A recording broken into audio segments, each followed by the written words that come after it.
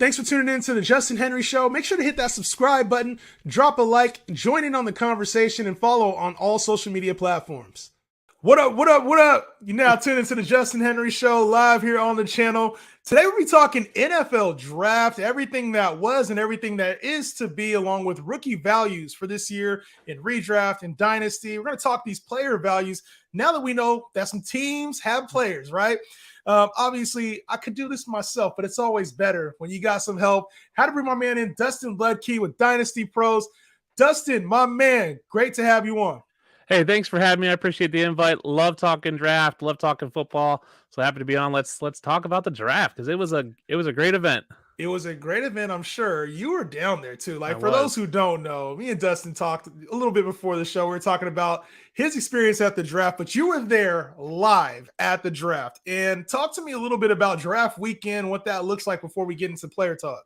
I really want to talk about like what the NFL does as a whole, because the draft for football fans is right, players getting selected. But since they started moving the draft around different cities, the NFL has done a great job really reaching those communities and spreading the news. So there was probably 15, 20 events from Tuesday, Wednesday, Thursday, Friday, Saturday, just interacting with the community. They had things like tomato days in Kansas City where Travis Kelce went out and helped plant tomato gardens in the local market. Wednesday was an event with NFL Play 60, which is now just Play Football. They were out of middle school. All the prospects were there. We got to come as media. They were out there just running drills with the kids, talking to the kids at their, what they call their vision room. And they talk about like, what do they want to be when they grow up? Goodell came through.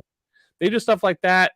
Saturday during the draft, I got to go to the Chiefs Stadium. They had a flag football game. So they had the youth flag, I guess NFL Play 60 flag, I guess national champions, right? All the different age groups. And then they had RDC World, an AMP exclusive. So two content creator groups have a flag football game with Michael Vick as quarterback for one and RG3 quarterbacking for the other.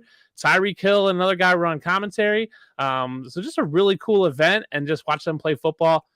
I'll tell you what, speed.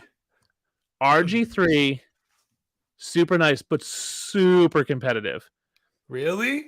Now they're playing flag football. I swear he had 3 tackles. He laid so Michael Vick starts with the ball. They go down and they score. RG3 first play, they hike the ball to him, hits the ground, so dead play. Second play, guys run deep. He chucks beautiful ball. Guy drops it. So RG3 is already first 2 plays is upset. Yeah. They go down. I think they score. Michael Vick's team is coming back. Now, Michael Vick didn't play defense. Now, RG3 is playing safety. Yeah, exactly. So they're down about maybe 5-10 yards from what was the end zone. And Vick throws the ball to the quarterback, and RG3 just runs over and just lays in. I mean, just laid out a guy. Just laid out. I mean, what was super nice. Like, I'm like, oh, I'm so sorry. I didn't mean to hit you that hard. And just, you broke up the play. But yeah, here was a couple plays where he had some hits. And they were all hitting. They were all blocking and tackling they're not supposed to. But there was one play. RG3 came screaming from the corner, blitzed Michael Vick and got him. Got the ball back. Vick went to blitz him, and RG3 took off. He already knew. See, he was quarterback. That's that quarterback mentality, bro. He was like, I'm not going to lose. And he's, a little bit younger than Michael Vick is, but the two of them can still throw the ball. It's so beautiful watching them throw the ball. And then we had Tyreek Hill, and Andrew Hawkins. Do you know Andrew Hawkins? Oh, yeah, Andy Hawkins. I think he's out here from Sacramento. Yeah, he was doing commentating, and then Adam W. and Lou Young, they were doing like sideline reporting. So it was just a fun event. I was on the field. It was cool to be on the Chiefs Stadium. Tons of kids because they got done playing their flag football. So just things like that events that people don't see inside the draft that the NFL does in the community that really just gives these kids and people this experience that you wouldn't normally see.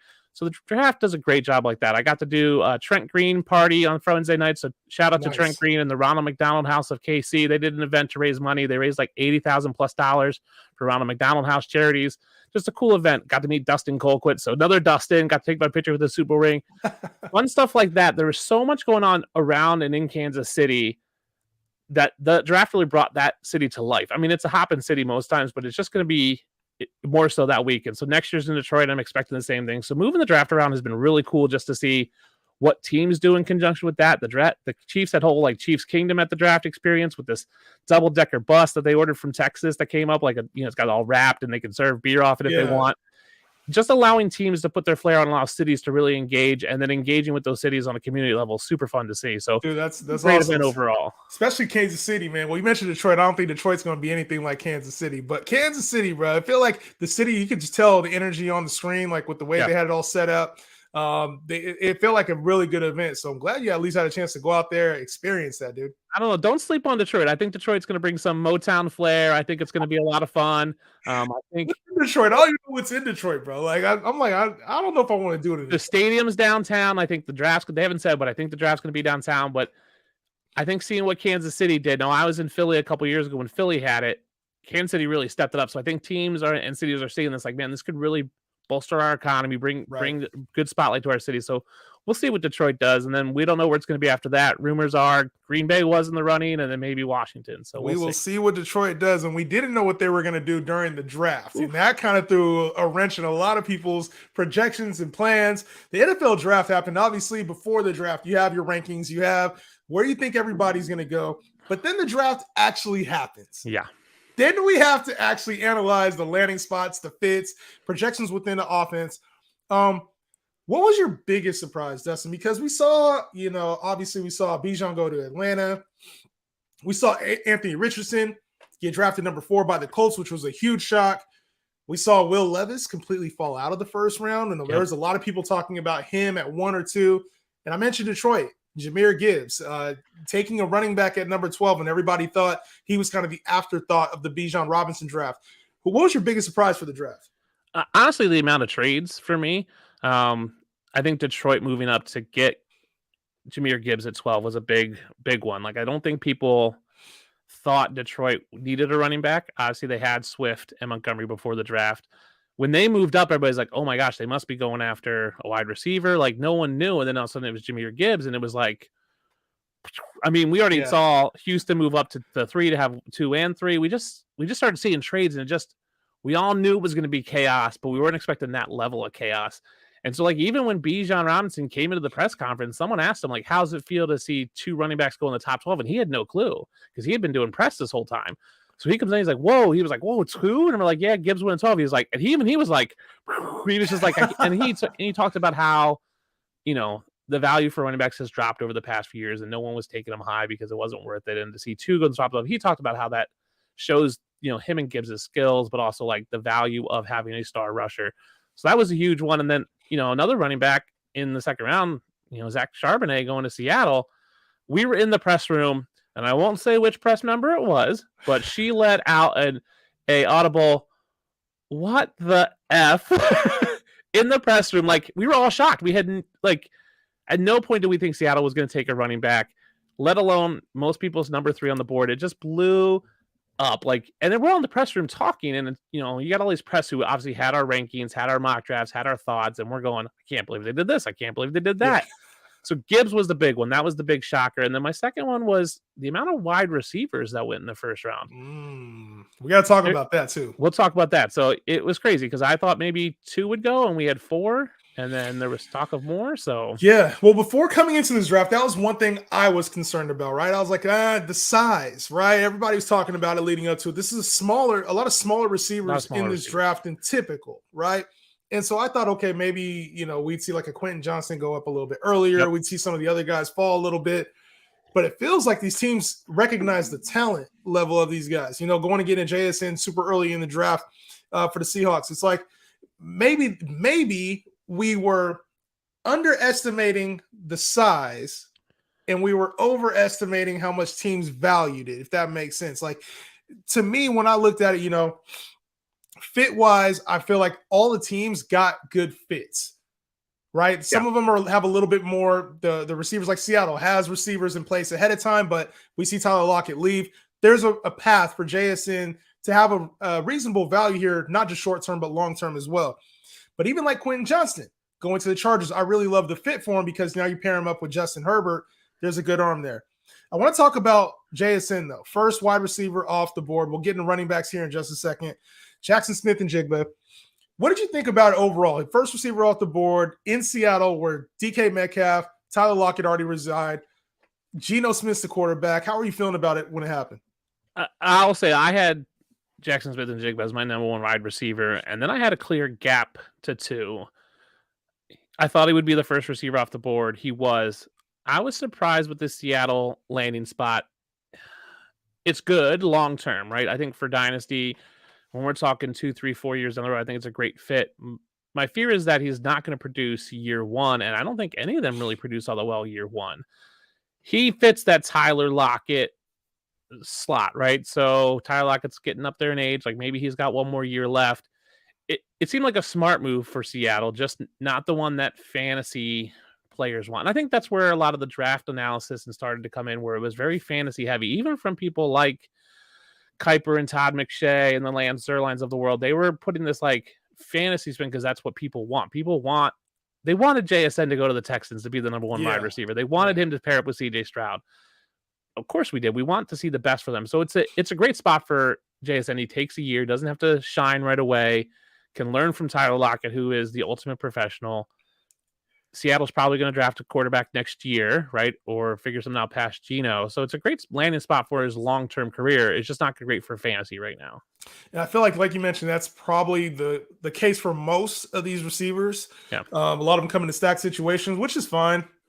Talent normally prevails and shakes itself out. But I don't mind the landing spot, because I think that DK Metcalf's obviously going to be a pillar of that offense for a while, but Tyler Lockett's probably getting phased out here very soon. And I'm in agreement with you. I think Seattle is probably going to draft an arm here in the next year or so. Yeah. So I don't mind the fit there for JSN. I think it's a good fit. Let's head to the top of the draft, though. Obviously, quarterback was the talk of the town heading into the draft, right? Is early on, it was CJ Stroud's going to be number 1. Then Bryce Young entered the conversation. He took over the number 1 spot.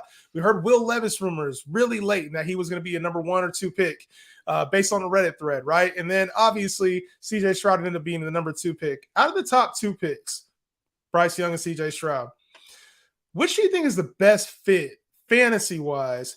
Because, Carolina does have nice framework there. Bryce Young, a lot of people are concerned about his size long-term. CJ Stroud going to a Houston Texans team, I think it's a little underrated, the landing spot that he fell to. I've been a Stroud believer and had Stroud as my number 1 quarterback pretty much all offseason. If you look at their college production, I think Stroud was more consistent over the 2 years that he had versus Bryce Young. I'm not worried about Bryce Young's height. It's his overall size, it's his stature. He's small. I am. I'm worried to death about it. I mean, he's short, which we've seen some produce and some have, but he's real skinny and not thick. It's a concern I have with like someone like Jordan Addison as well. They're just not thick, and I don't know if he can hold up. I believe in Frank Reich. Now you can see I'm a Bills fan. Frank Reich's probably for me, it's Jim Kelly, Frank Reich in terms of like favorite players. Like I loved him as a Bills backup. Obviously ran the comeback back in the day. Big believer in what he can do with that quarterback. I don't know what D'Amico Ryans can do with the quarterback in Houston. Run games are similar, right? You got Singletary and Pierce in Houston. You got Miles Sanders and Chuba Hubbard in Carolina. Receivers are kind of wish you got Thielen. Probably a little bit better, lean towards Carolina. I still think for fantasy, I think you're looking at Stroud. I think with Miles Sanders and that run game in Carolina and the way Frank Reich runs an offense, I think they're going to run the ball more. So I think Stroud will have more passing attempts in that offense with D'Amico Ryans and can do more things. So I'm going to still lean Stroud. Actually, I had to have this discussion today with co-managing a team, and we were on their rookie draft, and it was Stroud or Young, and he knows I like Stroud, and he likes Young, and I defaulted to him, and I took Young. I would have preferred Stroud, but I think Stroud's going to be the better one. I think either way, it's going to be a good fit for both of them. But if I'm leaning one in a draft, I'm going Stroud pretty easily, I think. Stroud pretty easy. He seems like the safer pick to me. I think there's a lot of upside there with Bryce Young if the frame can hold up, and Carolina if things work out.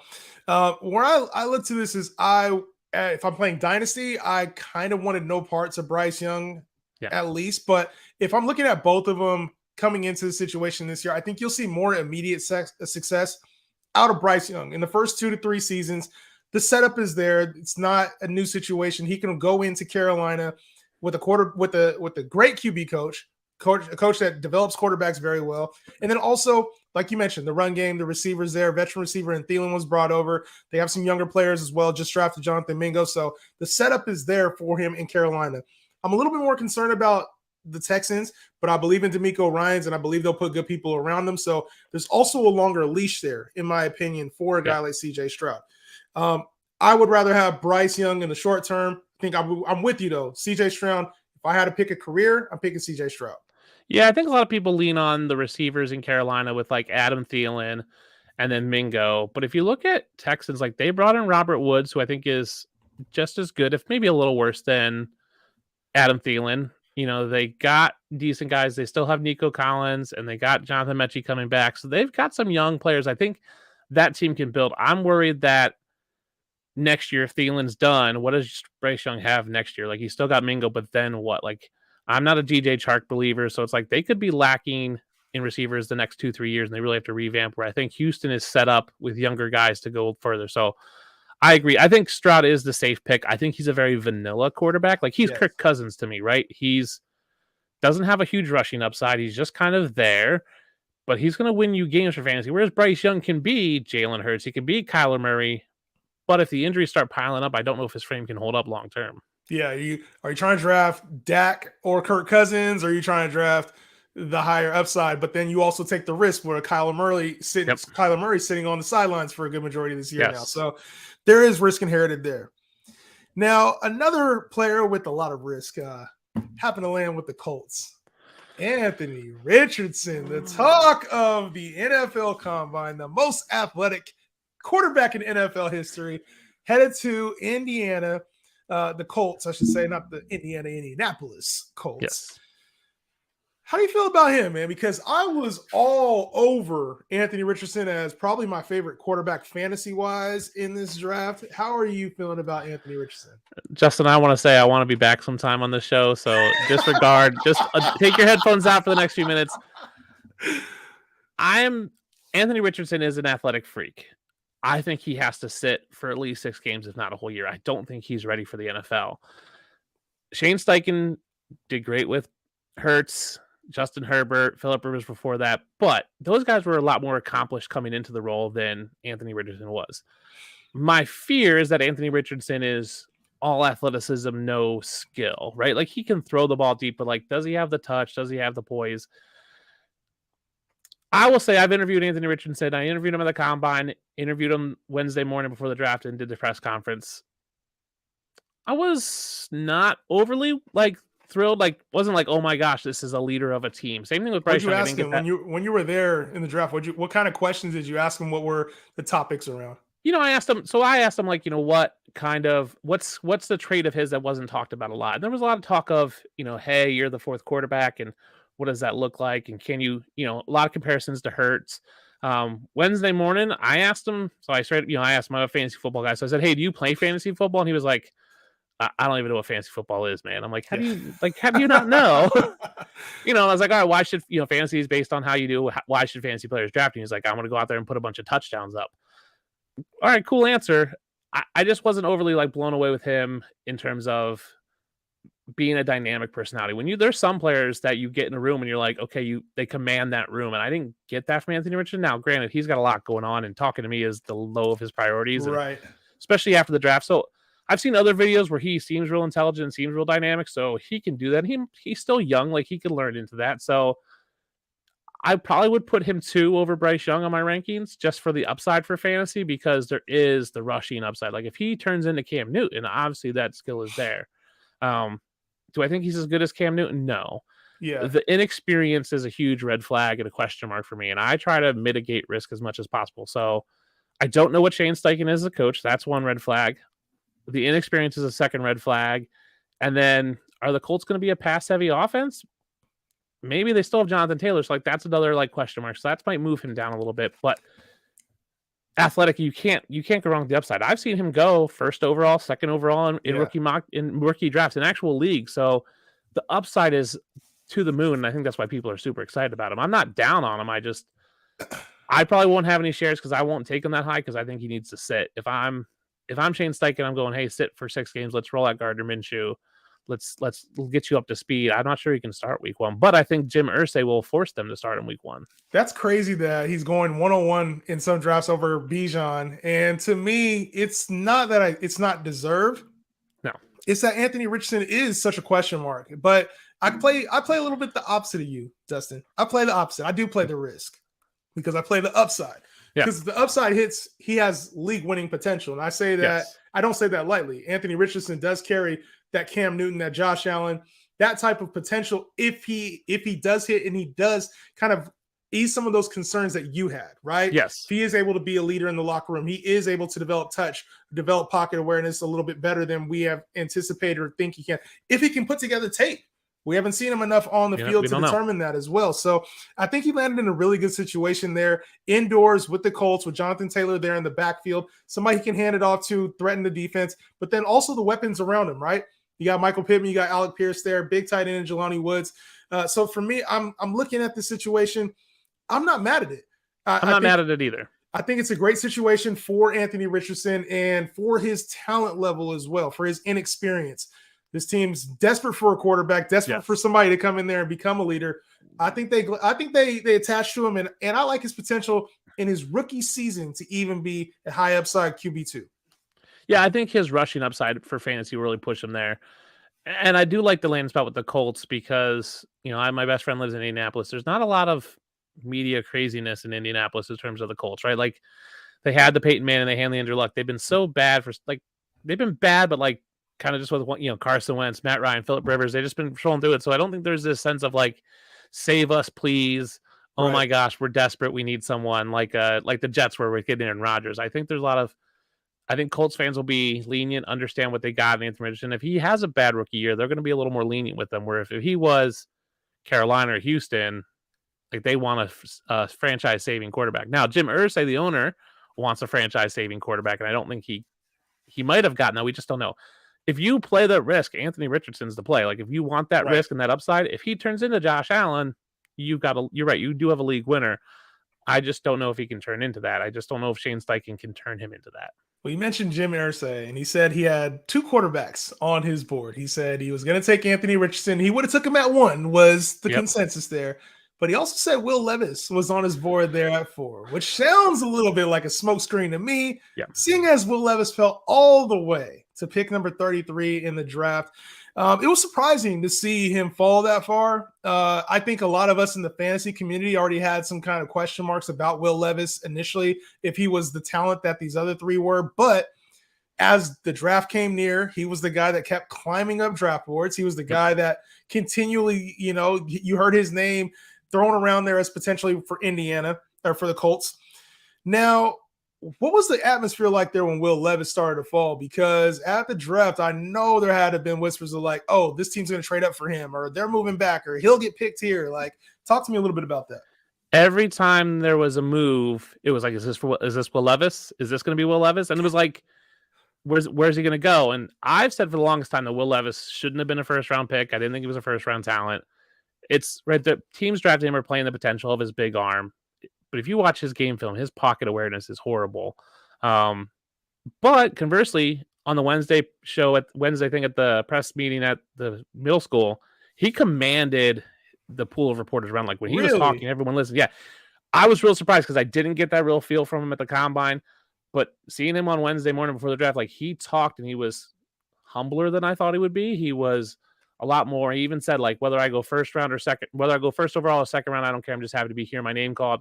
Really seemed to kind of grasp the moment. I think he was still playing up that I'm the first pick. And they asked him about that. And he goes, don't believe everything you see on the internet, with this kind of wink, wink, nudge, nudge look. But there was talk. Every pick of the draft, it was could this be Will Levis? Oh, a team traded. Could this be Will Levis? Oh, they must have traded. Is this Will Levis? It's nope. And then it got to the second round. We're okay, it's got to be the Steelers. Steelers, are they trading? Okay, this team trade up. Is this? And then it turned up to be, right, they trade up for Willis. And once that happened, then it turned into Hendon Hooker of, is this Hendon Hooker? Yeah. How about this? Is this a pick? And it was just this waiting of, when's it going to be? When's it going to be? When's it going to be? And we were all in the press room okay, this has got to be it. And then we're looking at going, well, if it's not this pick, this team's not taking, okay, then it's 5 more picks from now. Yeah. And then someone would trade, you go, okay, maybe that's it. So it was just this whole, and everybody's trying to play that game of, okay, if New England trades Mac Jones and they take him, okay, well, they didn't. Well, okay, then who's going to take him? All right, the Chargers aren't, Bengals aren't, and you're trying to figure out where he goes. First round ends and everybody's going, if he gets past, everybody said if he got past the Rams at the 5th round of the second round, it could be a long wait. And obviously he got taken before that. So there was a lot of talk of where's he going to go and which pick? And everyone thought the next pick was Will Levis.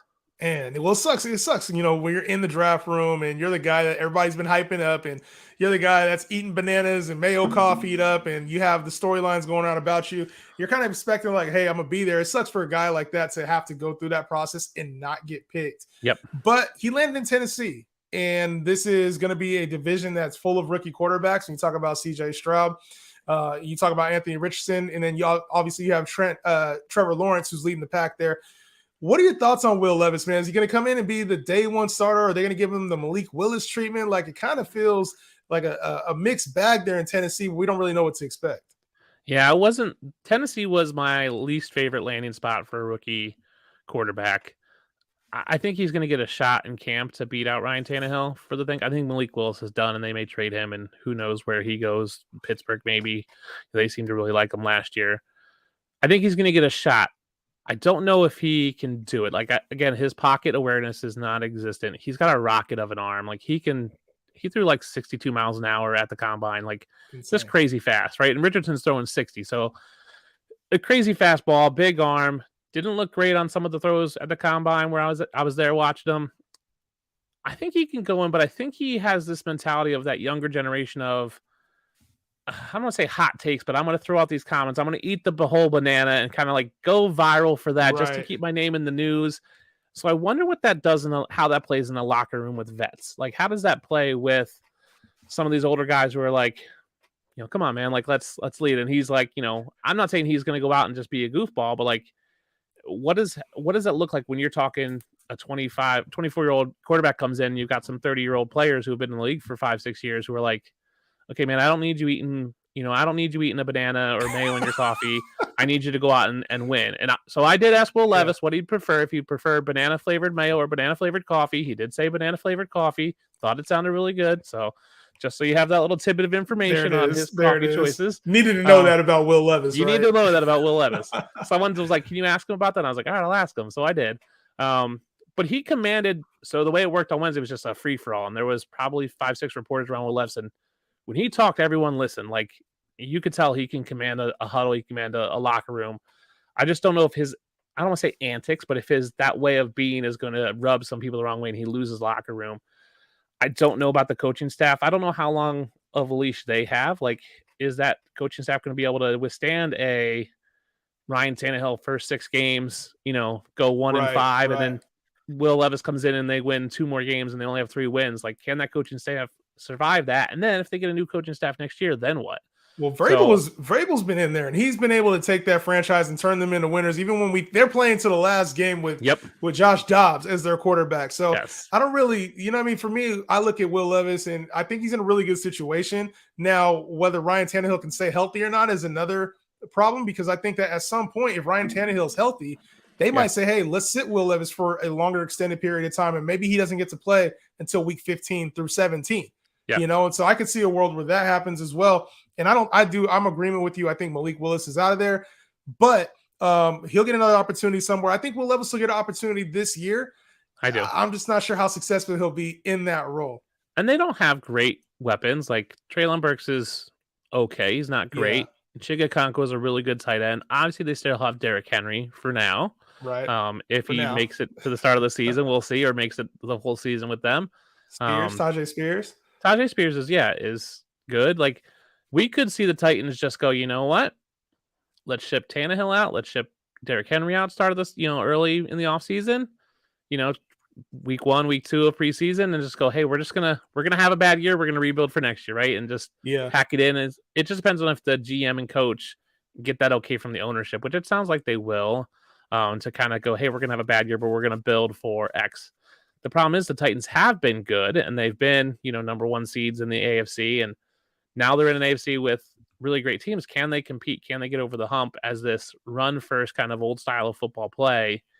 And then once Will Levis gets in there, can he adapt and do the things like have that pocket awareness so he's not getting killed every down, to keep them in the winning ways? And we'll see what that looks like. Yeah, we'll see if they go with the youth movement. The Atlanta Falcons are going with the youth movement. Yes. In a major way, especially at the skill positions. After drafting Kyle Pitts and Drake London in previous years with early first-round picks, the trend continues. Bijan Robinson.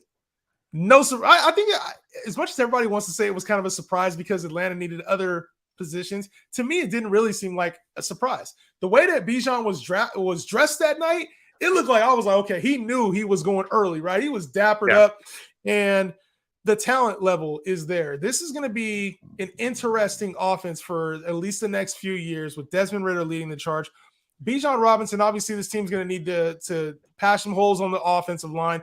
But with the weapons they have, this offense has the potential to be very dynamic.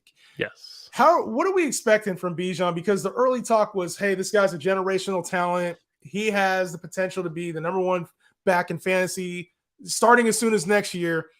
Are we giving him the keys to top 3 to 5 running back in fantasy land in redraft next year?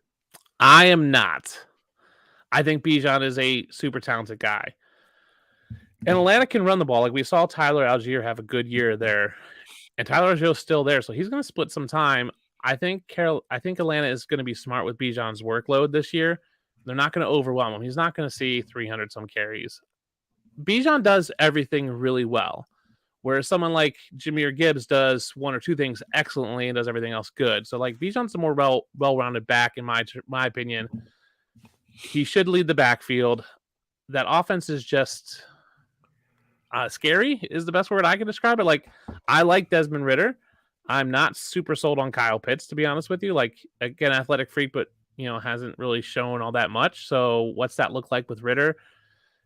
Drake London's been good, but again, Ritter's that huge question mark. If Ritter's bad, it doesn't matter how good Bijan is. Like if he can't convert third downs and their drives stall out, it doesn't matter how talented Bijan is. Like he won't have the opportunity. So I think Bijan will be close. I think obviously he's going 101, 102 in rookie drafts right now. I think people are going to be somewhat disappointed. I think they're expecting a top 3, top 5 back, and I don't think they're going to get it. They'll probably get a top 10 back. But I think next year we might see a discount on Bijan Robinson as that. You think this year the reason for the discount, and this is because so much hinges on Desmond Ridder being good, right? And you kind of alluded to it right there. The fact that Kyle Pitts' value, Drake London's value, now Bijan Robinson's value is all tied to Desmond Ridder being a franchise quarterback, especially earlier on in his career. That's for fantasy. You're not just attaching yourself to Bijan, Kyle Pitts. You're attaching yourself to Desmond Ridder. And when I look at Bijan Robinson, that also means you got to score a lot of touchdowns in order. Like when we talk about Jonathan Taylor, we talk about some of these young Najee Harris, some of these backs, Saquon Barkley, when he did it his rookie year, these backs that have really good rookie seasons, they score a lot of touchdowns. And to me, it kind of feels like you're saying, and you can correct me if I'm wrong, feels like you're saying this Atlanta team isn't going to be good enough to justify Bijan being a top 5 pick. Yeah, I mean, right, how many touchdowns do we think Bijan's going to get? Is he going to get 7? I mean, that's what Najee had his rookie year, but also had 3 receiving and had a ton of pass-catching work. I don't think Bijan gets the pass-catching work. So does Bijan get 5 touchdowns? Probably. I think he'll be in, I'm going to say 7 to 10 range? I think he'll be in the 5 to 7 range of touchdowns, and he might pick up 1 receiving one, right? Like, right. I think total touchdowns, you're probably, I would say 10 is the high side of it. I think he's probably in that, I would say, if I had to do projections, it would probably put him around 6 or 7. What does that look like? Najee, his rookie year, had 307 carries. I don't think Bijan gets that. Even with Arthur Smith? Even with Arthur Smith. But look at Najee last year. Najee last year had 272 carries, 7 touchdowns, but only 13 yards, was running back 14. Yeah.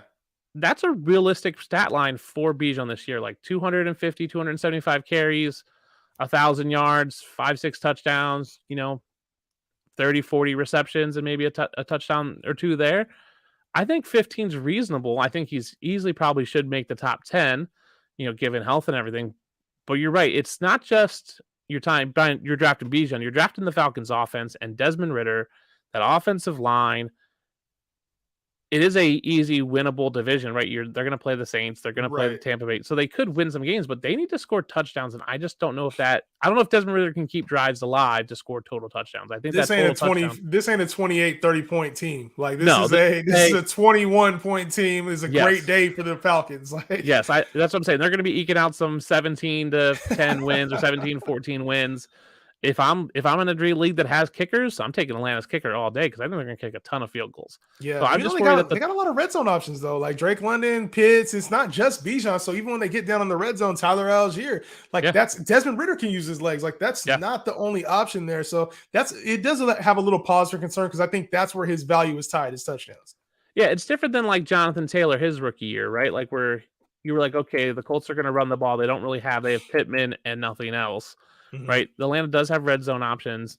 I mean, even Jonathan Taylor's rookie year, 232 attempts, 1,169 yards, 11 touchdowns. Like, if not for those 11 touchdowns, he was RB6. If you take away 4 or 5 of those touchdowns, he's RB15. Like, I just worry that the total touchdowns for the team won't be there for Atlanta. He may have a possibility, but you're betting on a lot there, especially with top, first round, second round draft capital. In order to have Bijan be a first round caliber running back, which is probably, if you want to draft Bijan, you're probably going to have to take him before the back end of the first round, top end of the second round. That's a lot of draft capital to give up for such an unknown when there's proven guys out there with similar workloads, similar capabilities. For Detroit, though, a little bit better of an offense. Jahmyr Gibbs, like you mentioned, probably the surprise of the draft. It was a surprise until it wasn't. DeAndre Swift is out of there in Detroit now, so it makes a lot more sense.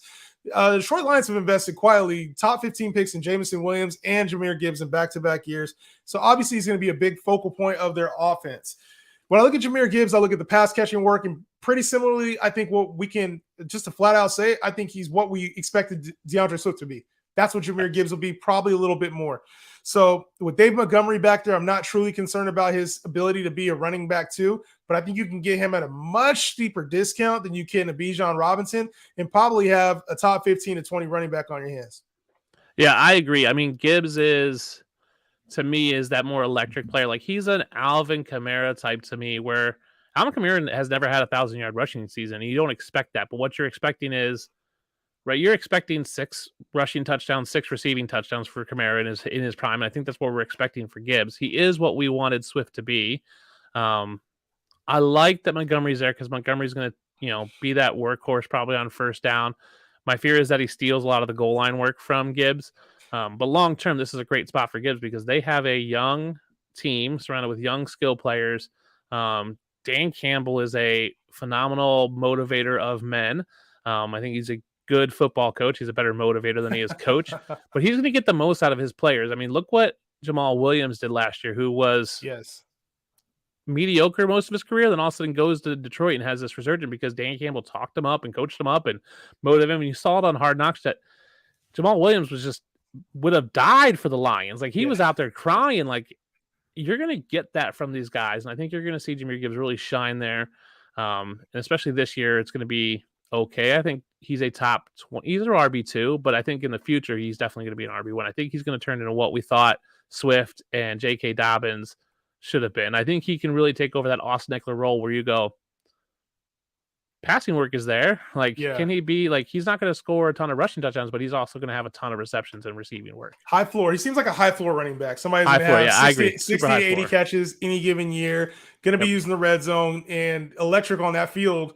Obviously indoors, he's on the track there. So I think Jahmyr Gibbs has a nice role. I actually, like I said, I like the value with him a little bit more than you're going to have to pay name value wise for Bijan Robinson. I like Bijan, but I think you're going to have to pay the name value tax.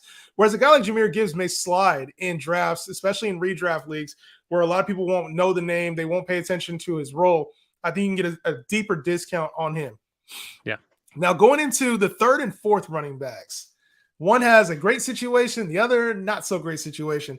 Zach Charbonnet, you mentioned he was your number 3 running back on the board, headed to Seattle Seahawks, where they already have Kenneth Walker. And to me, this made absolutely no sense. And then we got Kendre Miller there, probably not the same prospect as Zach Charbonnet, but headed to New Orleans, where Alvin Kamara is probably dealing with some kind of suspension, headed towards the tail end of his career, has an opportunity. Which one of these two you like more, given their circumstances?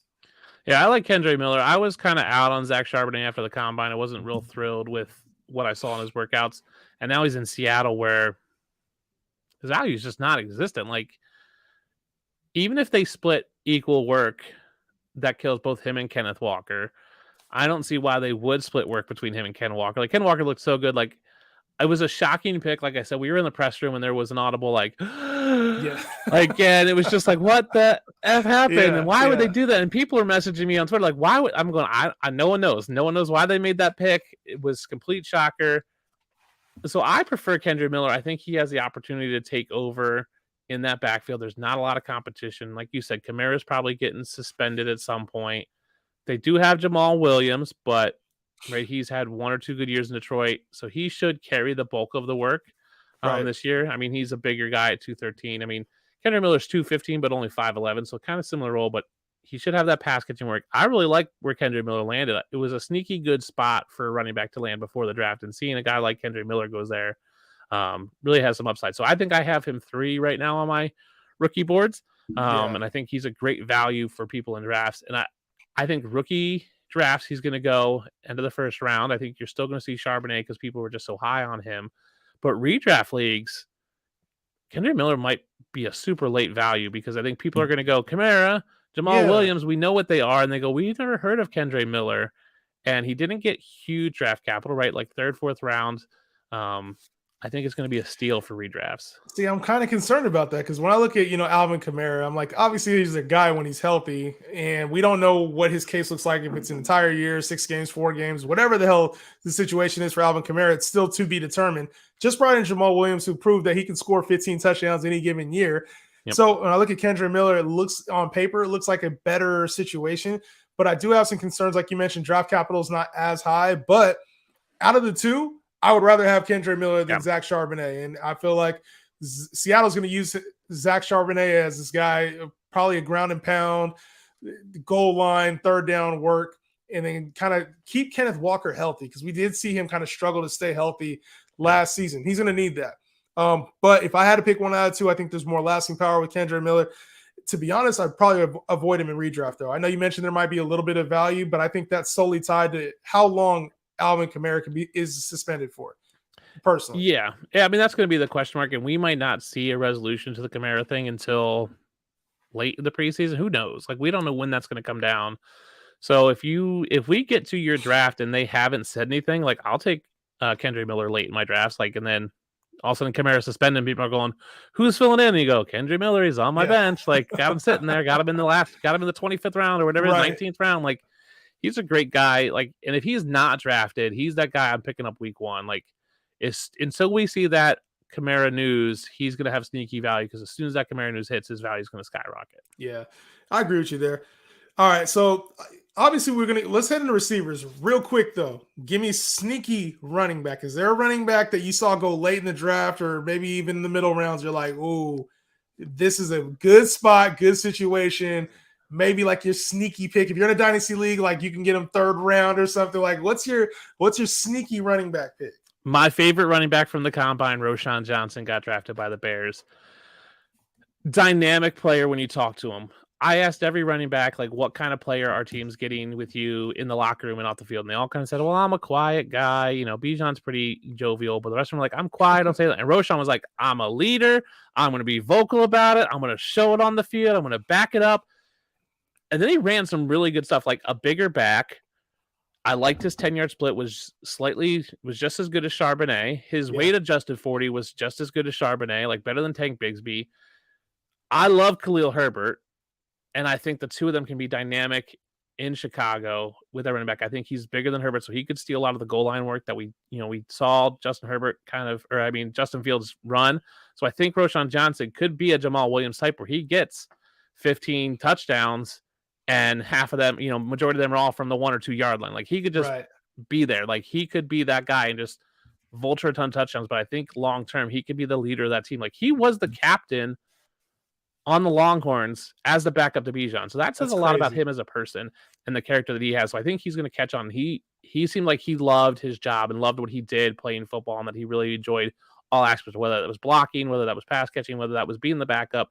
Reminded me a lot of what I loved about Frank Reich is, like, I'm the backup, but I'm going to do what I can and be the best backup I can be. And when my moment comes, I'm going to make the most of it. So Roschon Johnston's my sleeper pick for running backs. All right. Love it. Love it. Well, he definitely has an opportunity there with the Bears. So, all right. We talked about Jaxon earlier at the top of the show, and I'm circling back to receivers now. There was a few wide receivers taken in the first round. We got Jordan Addison, Zay Flowers, Quentin Johnston, all of there in the mix. Which one was your favorite taken besides JSN, obviously? Which one was your favorite taken? I really love Zay Flowers. I mean, just the best guy you could ever interview. If you ever get a chance to talk to Zay Flowers, you just have fun. Like, he's just a fun dude. The dude's thick. I mean, just thick and muscular and big. Like, he's only, I want to say he's like 5'8". He's 5'8", 5'9". He's small. Yeah, he is a pretty small dude, but he doesn't look it. He is just yoked. I mean, he is 185 pounds of just muscle. Like, he's just there. And he seems, again, another one of those guys that just loves playing football. Like, he's just having a blast out there. The landing spot's okay. We don't know what that offense is with Todd Monken and Lamar coming back, but I think there's a definitely what isn't is what it was with Greg Roman. We know that. It won't be with Greg Roman. So I think there's a lot of potential where he could have a solid role there. So he was my favorite out of the first round guys. All right, I'm kind of on the Quentin Johnston train. You know, I think I look at who he's attached to quarterback-wise. Obviously, Lamar Jackson's a great quarterback, but to get an arm like Justin Herbert and have Brandon Staley running the show, you know receiver's important to this team and how they're going to move. So I look at Keenan Allen. He's kind of probably on the tail end of his career, headed out of L.A. there in the foreseeable future.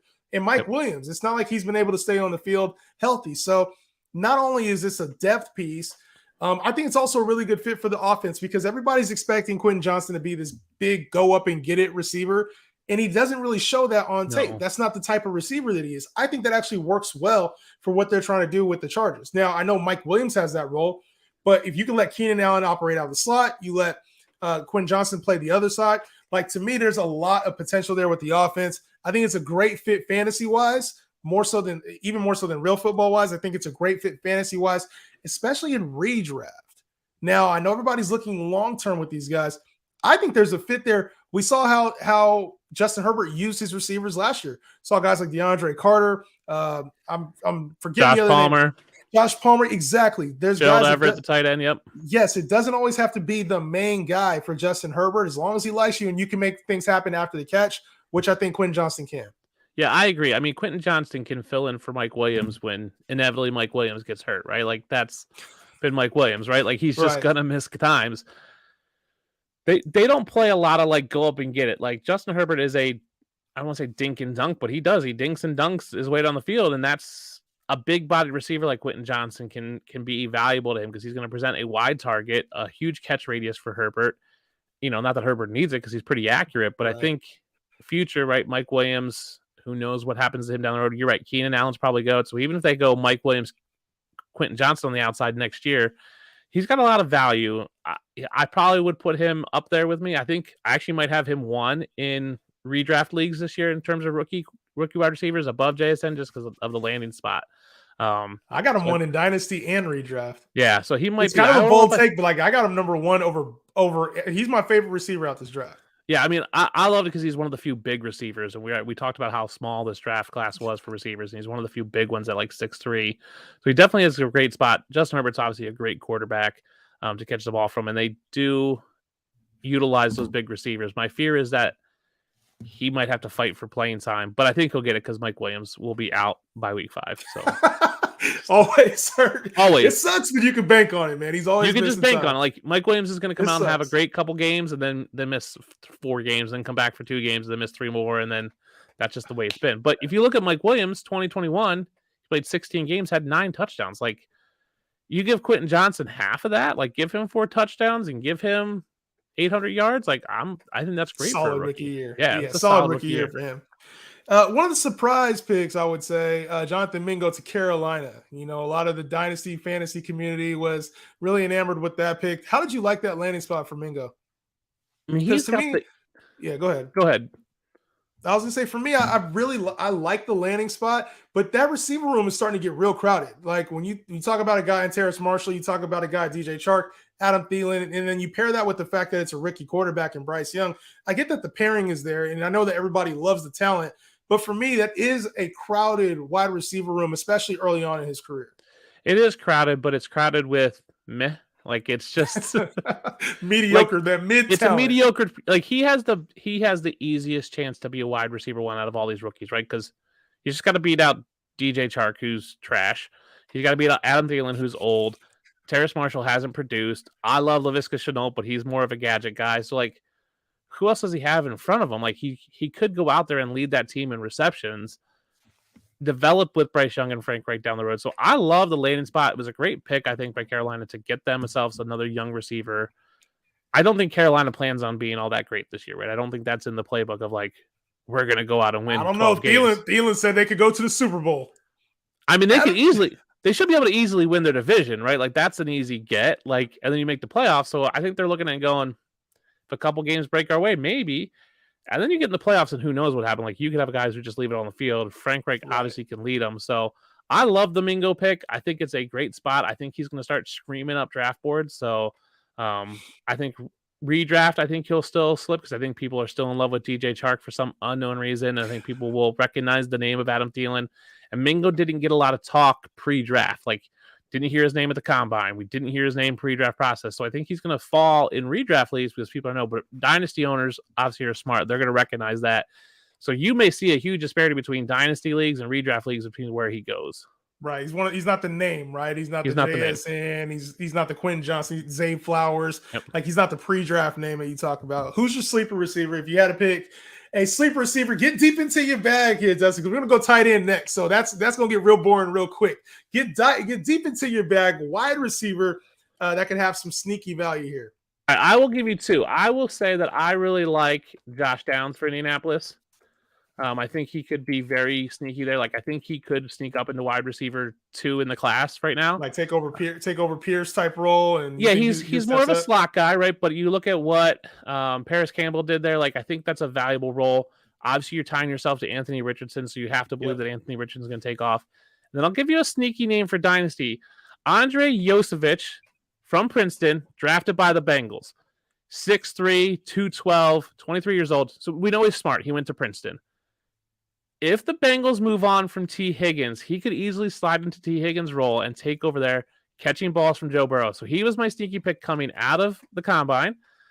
Small school, so the production was iffy because it's Princeton. It's not like they're getting top quality talent.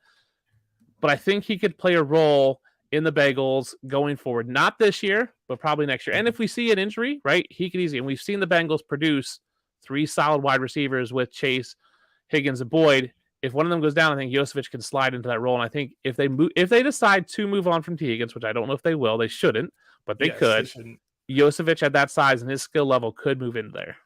I'm not mad at that. You know, you mentioned smart teams. Your Bills. I don't know how smart they are during the draft process. Now, trading up over Dallas because you're worried about Dalton Kincaid going to Dallas. How smart do you think that was? As a Bills fan, you're here on the channel. You know these guys in and out. You had a chance to probably talk to Dalton Kincaid. I'm sure you did. How are you feeling about the pick? I was not happy when the pick happened. Now, I'm a huge Dawson Knox fan. For my birthday, I said, for literally the past year, I was like, listen, honey, I want a Dawson Knox jersey, but I'm waiting for them to sign him to a long-term deal. And they did. And I said, I want to get a Knox jersey. So I got a Knox jersey and a Josh Allen for my birthday. The Bills needed another receiving weapon. They needed someone to go, you could say slot, but I think they need someone to go outside. So if Kincaid basically converts into a wide receiver, I'm okay with it. My fear is that Knox eats into some of that production. And Kincaid just doesn't see enough opportunities to be worthwhile. I get moving up for him. Maybe long-term it's a play. We needed a linebacker. We needed a safety. We needed corner. I don't understand trading up to get Kincaid when I would much rather had someone later. Like you could have got a Kuntz later or a Sam Laporta later. Like it just seemed like a reaction to the hype of Kincaid and knowing that the Cowboys were going to take him. Right, the Cowboys were going to take Kincaid if he was there. It seemed like, oh man, we want a tight end. He's our best one. Let's go get him. It was best player available versus need pick for them. And so I wasn't real thrilled with it when it happened in the draft room. I was kind of down, but I like Kincaid as a person. I think he's a super smart guy. Again, loves his job. Like when we talked to him at the combine, I said to someone, I was like, man, he just loves his job. Like he loves blocking. He loves all those things. My fear is that they play him in line and that eats into Dawson Knox or Dawson Knox eats into his opportunity. So I don't know if they can run a lot of 2 tight end sets. They only ran like 8% of the time last year. So it's just not a huge thing. So he's going to have to play in the slot. What I wanted them to do was get a big receiver to move Diggs into the slot more. They still may split Kincaid super out wide, move Diggs in the slot, get that mismatch, Gabe Davis and kill Shakir on the other side. Wasn't my favorite pick, but I'm not mad at the talent. Like, the talent is there. The talent is first round. He's a great player. Just didn't seem like the best fit for my Bills. You know, the better fit is D-Hop, man. He's still out there. DeAndre Hopkins still has not moved on yet. I thought for sure he was going to get traded during the draft, my man. I was shocked how few players we saw traded. Like, we saw Swift, and that was it. Like, I thought we'd see D-Hop. I thought we could see, Dalvin Cook. Dalvin Cook. Yeah, Derrick Henry. They were Austin Eckler. Austin Eckler, Joe Mixon. Like, those guys could have got traded, and we saw nothing. Which is very different than last year where we had a ton of trades. I mean, obviously we had a ton of trades first round, but we saw a ton of player trades last year, and we saw very little. AJ Brown, like the headliner. There was really DeAndre AJ Swift Brown, Hollywood Brown. Like, we just saw a lot of player movement last year. We didn't see it this year. Well, appreciate your insight and intellect on everything draft related. Dustin, I'm sure we'll be talking here in the future. And yes, you're welcome. Even though, you're talking now, my boy, A Rich, you're still welcome back on the show, bro. Dustin Ludke, let the people know where to find you. Yeah, you can find me on Twitter at the DUnit13. So THEDUNIT 13. Hit me up there. Follow me. I got some really cool giveaways I'm going to be doing. I think they're like one of a kind exclusive giveaways I got from the draft. So I'll be doing those over the next few weeks. But you'll check out, I post all my articles. So I write for Dynasty Pros. I'm our content director, but I also write for Dynasty Nerds and QB List. So you can check out my articles there. But yeah, follow me on Twitter. I'm going to be doing some giveaways, which I think are pretty freaking cool. What you got for me, bro? I want one. I want something. What you got for me? Did you watch the draft and you saw those alternate logos they did? Yes. Well, they had banners of those on a lot of the fencing and barricades. I happened to score one of the banners when they were tearing them down and getting ready to throw them out. Steal one? You yanked it off of there? No, I asked the guys. I said, "What do you do with the banner?" They said, "Throw in and out. Do you want?" I said, "Sure do." So it's a 100-foot banner. So each logo is like 5x3.